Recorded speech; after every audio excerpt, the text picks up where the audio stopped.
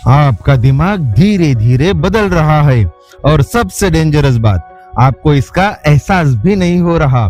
काम बोरिंग लगने लगा है, पढ़ाई में फोकस नहीं आता, लेकिन फोन घंटों चला लेते हो। आप सिर्फ 5 मिनट के लिए इंस्टाग्राम खोलते हो और अचानक 1 घंटा गायब हो जाता है। आप पढ़ने बैठते हो, लेकिन 2 पेज पढ़ने के बाद ही दिमाग फोन मांगने लगता है। रात को बस एक आखिरी रील सोचकर स्क्रॉलिंग शुरू करते हो और पता चलता है सुबह के 2 बज चुके हैं। फैमिली के साथ बैठे रहते हो, लेकिन अटेंशन फोन में होता है। दोस्तों के साथ बाहर जाते हो, लेकिन दिमाग रियल मोमेंट्स एंजॉय करने के बजाय स्टोरीज अपलोड करने में लगा रहता है और धीरे धीरे रियल लाइफ बोरिंग लगने लगती है। लेकिन क्या आपने कभी सोचा कि आखिर ऐसा क्यों हो रहा है? अगर आप इन चीजों से रिलेट कर पा रहे हो तो इस वीडियो को आखिर तक जरूर देखना, क्योंकि ये सिर्फ एक वीडियो नहीं, ये आपके दिमाग का एक सच है। आज हम टेक्नोलॉजी के गुलाम नहीं बने हैं, हम डोपामाइन के गुलाम बन चुके हैं। लेकिन सवाल ये है, क्या डोपामाइन सच में इतना बुरा है? नहीं, डोपामाइन पूरी तरह बुरा नहीं है। असल में अगर आपके ब्रेन में डोपामाइन रिलीज होना बंद हो जाए तो आपके अंदर बेसिक काम करने की इच्छा भी खत्म हो जाएगी। आपको खाने की इच्छा नहीं होगी, पानी पीने का मन नहीं करेगा, आपको उठने की मोटिवेशन तक नहीं आएगी। आप बेड पर पड़े रहोगे। आपको पता होगा कि उठना जरूरी है, लेकिन दिमाग शरीर को सिग्नल ही नहीं देगा, क्योंकि डोपामाइन सिर्फ खुशी ही नहीं देता, ये डिजायर भी देता है, ये एक्शन लेने की एनर्जी देता है। इमेजिन करो, एक स्टूडेंट है, पहले वो घंटों तक पढ़ लेता था, लेकिन अब 5 मिनट पढ़ने के बाद उसका ब्रेन बोलता है चलो थोड़ा फोन चेक करते हैं, और वहीं से शुरू होता है उसका डिस्ट्रैक्शन का साइकिल। डोपामाइन डेंजरस इसलिए नहीं है क्योंकि वो एग्जिस्ट करता है, बल्कि इसलिए है क्योंकि आज दुनिया उसे एक्सप्लॉइट कर रही है।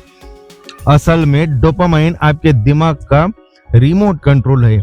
ये डिसाइड करता है कि आपका अटेंशन कहाँ जाएगा। और सबसे डेंजरस बात, आपका ब्रेन अच्छे और बुरे रिवार्ड में कोई फर्क नहीं करता।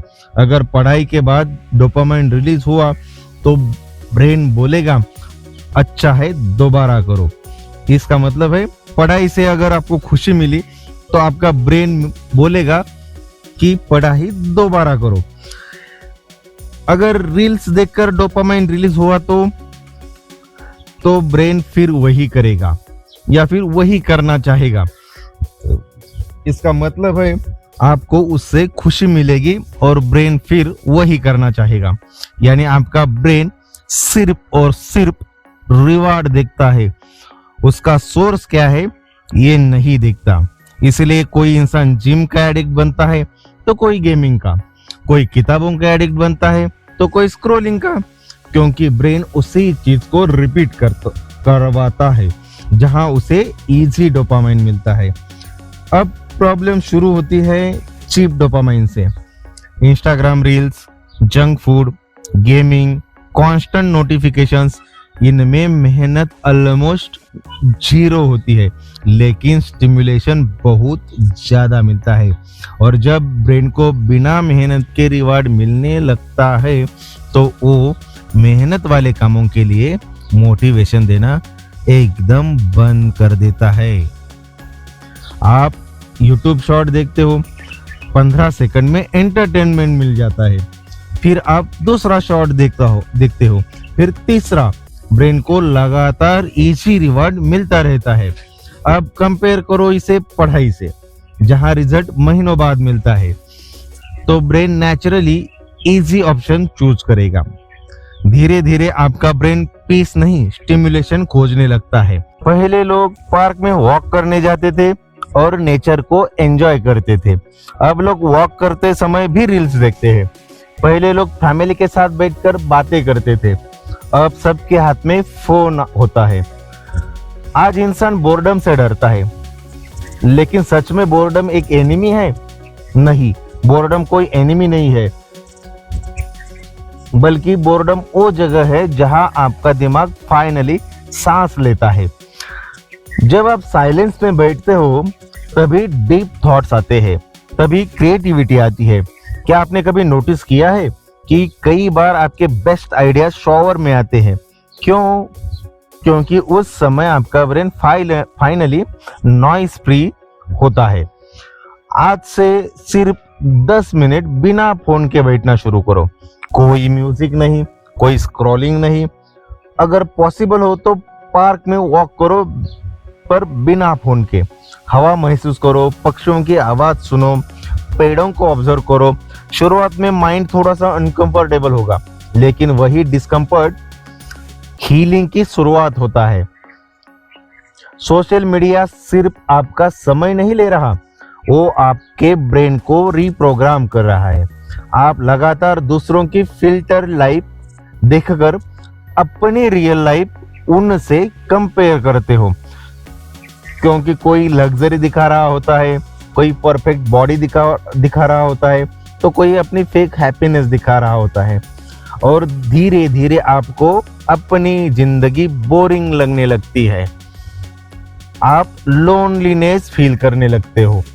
जब इंसान अपनी जिंदगी से ज्यादा, अपने जीने से ज्यादा दूसरों की जिंदगी देखने लगता है, तब अंदर से खालीपन शुरू हो जाता है। अगर सच में आपको फोकस वापस चाहिए तो फ्रिक्शन क्रिएट करो, नोटिफिकेशन बंद करो, एप्स लॉग आउट करो, होम स्क्रीन क्लीन रखो, सुबह उठते ही फोन मत देखो, सुबह का पहला 1 घंटा स्क्रीन फ्री रखो, क्योंकि सुबह का पहला डोपामाइन हिट पूरे दिन को कंट्रोल कर सकता है। डिसिप्लिन शुरुआत में बोरिंग जरूर लगता है, क्योंकि उसका रिवार्ड स्लो होता है, लेकिन वही स्लो रिवार्ड जिंदगी बदल देता है। इमेजिन करो 2 लोग हैं। एक आदमी रोज एंटरटेनमेंट कंज्यूम करता है, यानी कि वो रोज पूरा दिन स्क्रीन के सामने निकाल लेता है, रील्स देखता है, गेम खेलता है। और दूसरा रोज 30 मिनट्स, ओनली 30 मिनट्स अपने स्किल्स पर काम करता है। तो 6 महीने में शायद कोई फर्क न दिखे, लेकिन 5 साल बाद, शायद 5 साल बाद एक डिस्ट्रैक्शन का एडिक्ट होगा। और दूसरा अपनी जिंदगी में, अपने करियर में अनस्टॉपेबल होगा। डिसिप्लिन पेन नहीं देता, डिसिप्लिन फ्यूचर पेन से बचाता है। अगर आपका ब्रेन ओवर स्टिमुलेटेड हो चुका है तो उसे रीसेट करना बहुत जरूरी है। तो डोपामाइन रीसेट कैसे कर सकते हैं? तो वीक में 1 दिन ट्राई करो कि कोई सोशल मीडिया नहीं यूज करना है, कोई जंक फूड नहीं खाना है, no constant music, no unnecessary scrolling. शुरुआत में जरूर बेचैनी होगी, लेकिन धीरे धीरे आपका फोकस वापस आने लगेगा, आपका ब्रेन रीवायर होने लगेगा। जब भी फोन उठाने का मन करे, तुरंत एक प्रोडक्टिव काम करो। क्या कर सकते हो उसमें? तो एक पेज बुक की 1 पेज पढ़ो, वो फोन में नहीं, फिजिकल बुक की 1 पेज पढ़ो। 5 मिनट डीप ब्रीदिंग करो, 5 मिनट मेडिटेशन करो, इनमें से कुछ भी कर सकते हो। इससे धीरे धीरे आपका ब्रेन रीवायर्ड होने लगेगा। याद रखो, डोपामाइन आपका दुश्मन नहीं है, यही एनर्जी है जो आपको ग्रेटनेस तक भी ले जा सकती है। क्वेश्चन सिर्फ इतना है कि आप इस एनर्जी को इन्वेस्ट कहाँ कर रहे हो, टेम्पररी प्लेजर में या फिर अपने फ्यूचर में। जिस दिन आपने अपने डोपामाइन को कंट्रोल करना सीख लिया, उसी दिन आपका फोकस वापस आ जाएगा, आपकी एनर्जी वापस आएगी और आपकी जिंदगी बदलना शुरू हो जाएगी। कंफर्ट आपको वीक बनाता है, लेकिन डिसिप्लिन आपको डेंजरस बनाता है।